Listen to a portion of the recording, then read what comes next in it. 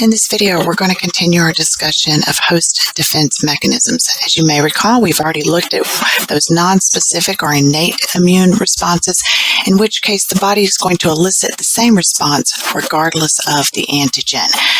In this case, we're going to start our discussion of specific immune responses. And in the case of specific or acquired immune responses, the body is going to develop a response that is going to be specific for the antigen.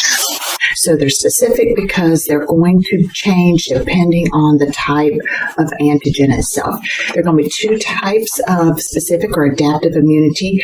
One is humoral immunity, and that's going to be actually, humor refers to the fluids and stuff of the body, and that's actually going to be our B cell response when we get to it.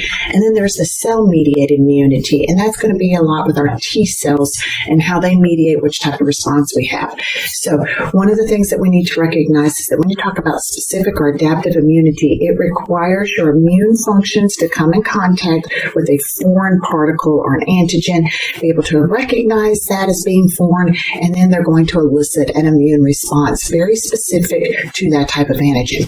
Now, before we get into this type of immunity, we got to go through a few terminologies just to get everybody on the same page. So first one is, let's define an antigen. So an antigen is going to be anything that elicits an immune response. Okay, that can be any kind of pet dander, that can be a bacteria, that can be a virus, that can be even in an improper immune response. Sometimes it can even be an autoimmune type of function, and then that can be because it's recognizing self as foreign. Other things we want to talk about is, how does this occur? So if it's a bacteria or if it's a virus or something that comes into the body, your immune response is not to the entire bacterial cell or to the entire virus. Instead, it's going to be recognizing a small piece of that foreign object, and that small piece is known as an epitope.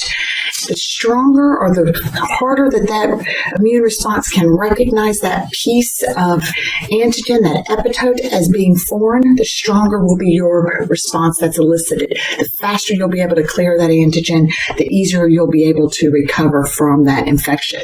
That ability to recognize that epitope is known as the antigenic determinant. Okay? Now, as we go through this, you're going to realize that the immune response occurs based on two types of antigen: intracellular and extracellular. Now, what I want to state about this is that intracellular is any kind of antigen that is within the host cell.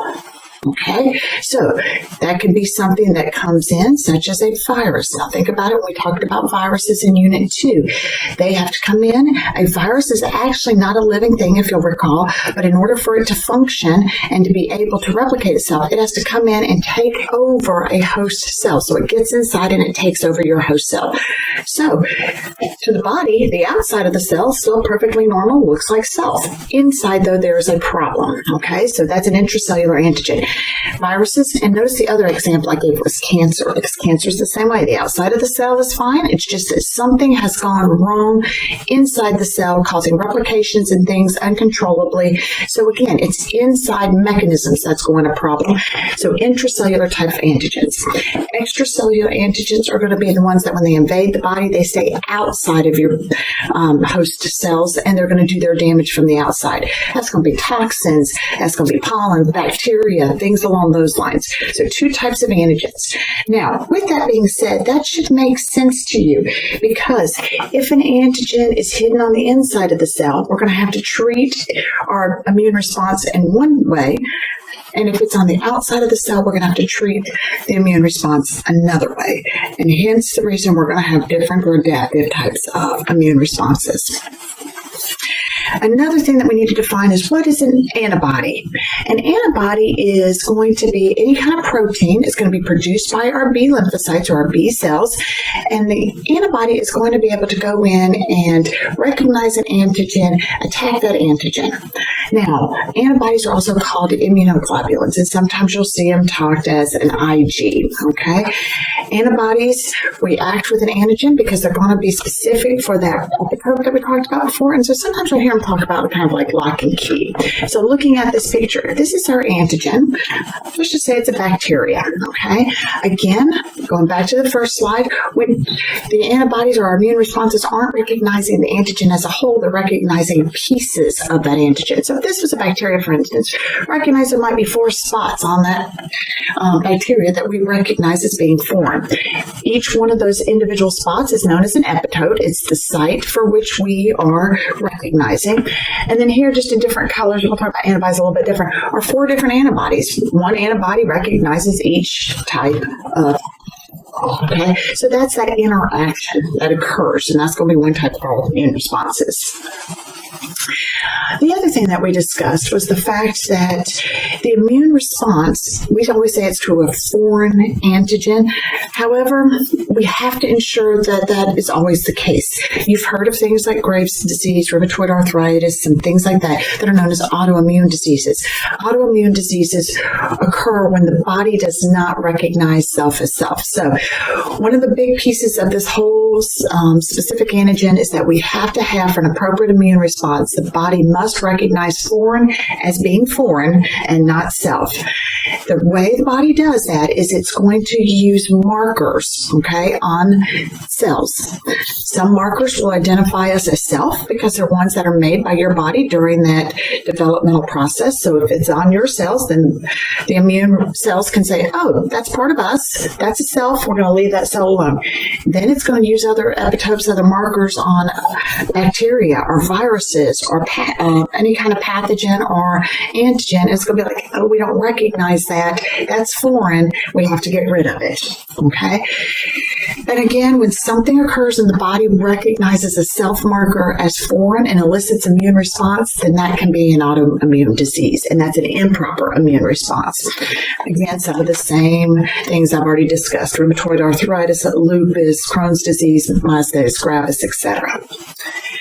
So, first thing is when that's one of the most important things for us to recognize is self versus non-self and the role of markers.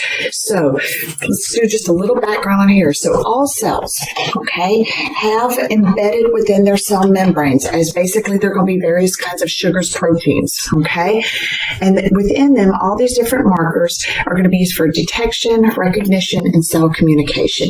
Now, you may be not aware of these markers, names, and stuff, but you're aware that we have them. If you talk about somebody is going to donate a kidney or another organ, okay, if somebody's going to be an organ donor, what do we say? Oh, they have to match. They have to match the patient. Well, what do we mean by matching the patient?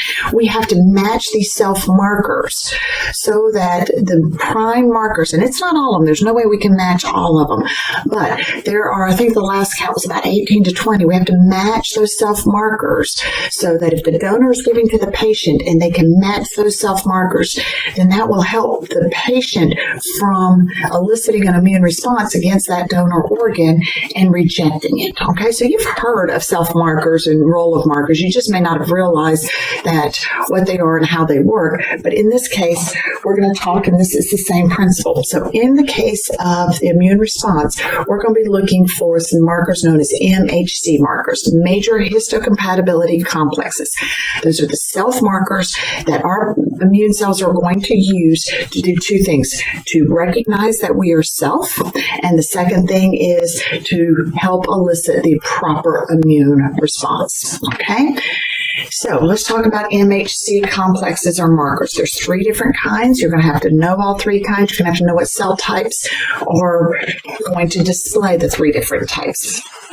So the first one is the MHC class 1, okay, markers. Those are the genes, and I have genes here, but those genes are going to code for that class 1 marker, okay?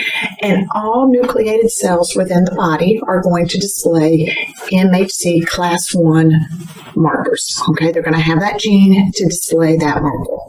and that is a self-marker. MHC class 2 markers, the genes for that are going to be coded for by our immune regulator cells. So our macrophages, our dendritic cells, and B cells.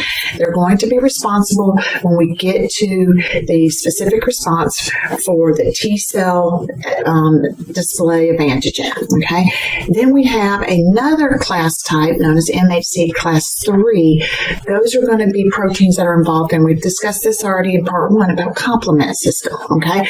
So MHC class 3 are going to be displayed by cells that have the genes for class 3, and they're going to be used in the complement system.